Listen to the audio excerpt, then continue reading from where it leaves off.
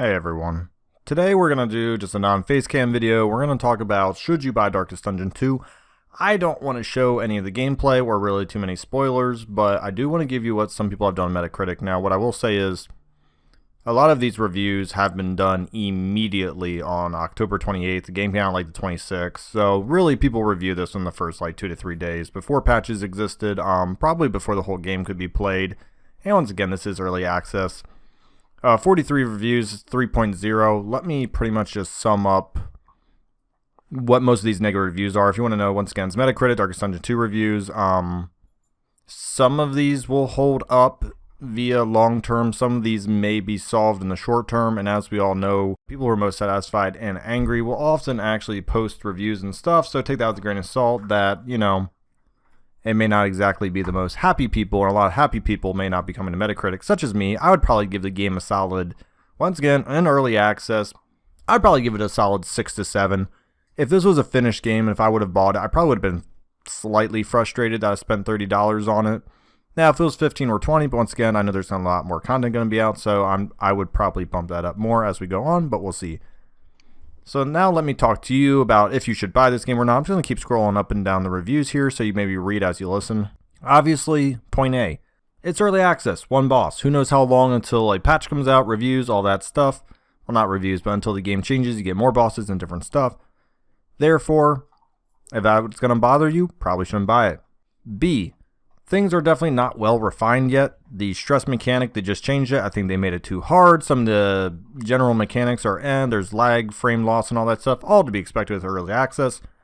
Once again, I'm just stating facts here on if you think that would bother you, probably don't buy the game.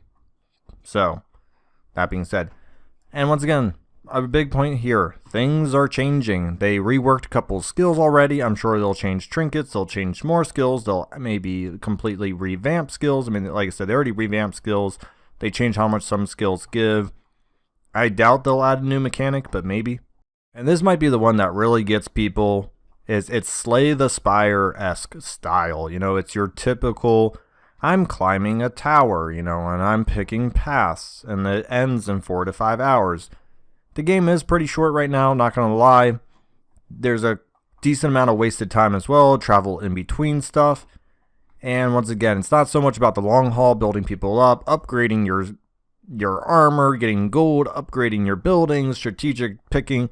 You pick your roster, you go through, you get something called mastery points, you upgrade your skills to get slightly better, and then you go on. It is what it is. Enemies stay the same throughout the whole time, so enemies in the beginning are significantly stronger, and then as you get to the end, they're obviously a little weaker.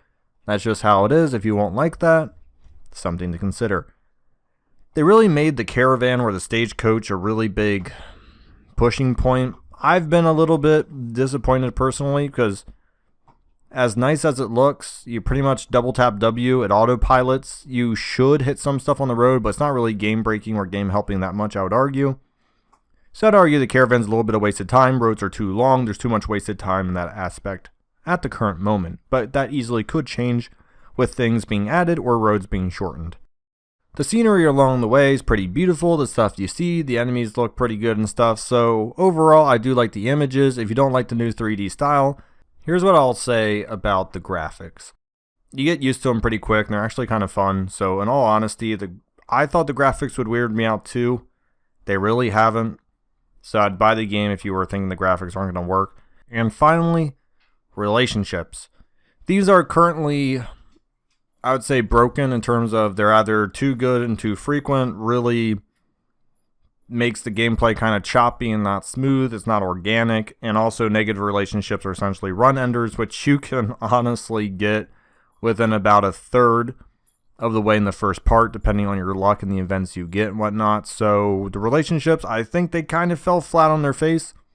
And once again, it's early access. That's why this is about, should you buy early access? By the time the game is on its full release, a lot of the stuff may be good, fixed, and you don't even have to worry about it. So I'm going to read one negative review here, because I think this captures a good chunk of people and how you feel, and if you feel this way, probably not the game for you. So, I'm going to read this now. Red Hook removed 90% of what made the original game great, including base building, character development, attachment to heroes, slow and steady progression. Let me just say something real quick about character development and attachment to heroes. This game was kind of supposed to do that with the relationships and stuff. Like I said, they kind of failed on that end, so maybe they'll make that up in the beginning.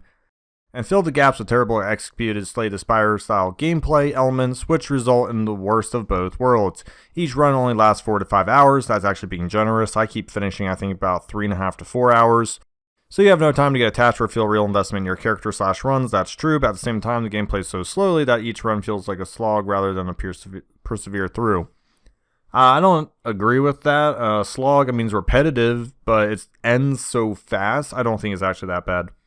Personally, I knew this game before I was headed before the blab. From the moment I first saw the 3D trailer come out, they abandoned everything that made the original game a success.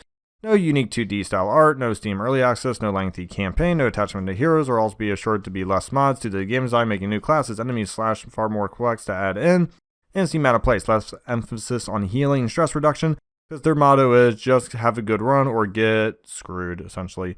I think that angry review probably reflects a lot and all that stuff, and I do miss some of the stuff from the first Darkest Dungeon, but they pretty much told you as they leaked more that, like, hey, we're not making Darkest Dungeon 1.5. That's what some people wanted. That's not what other people wanted. And that's what you have decided in the day. Do you want Darkest Dungeon 1.5?